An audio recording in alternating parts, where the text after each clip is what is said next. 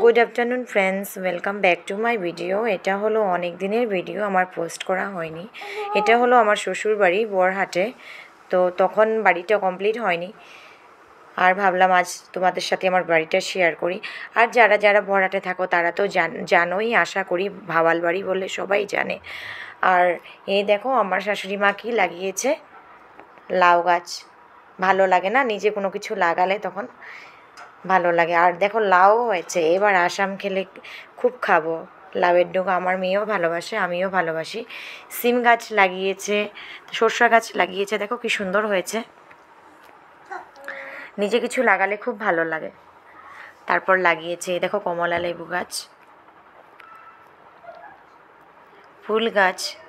বাড়িতে ফুল থাকলে কারোর বাড়িতে যেতে হয় না ফুলের জন্য, ভালো লাগছে। দেখো কত ছোট গাছে ফুল ফুটেছে, অনেক ফুল গাছ আছে,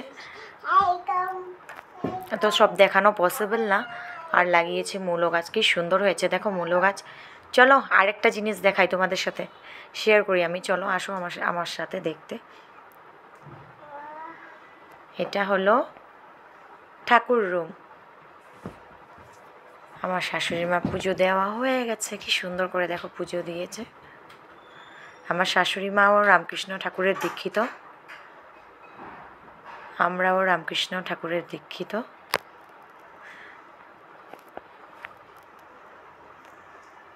খুব ভালো লাগছে দেখো দেখতে।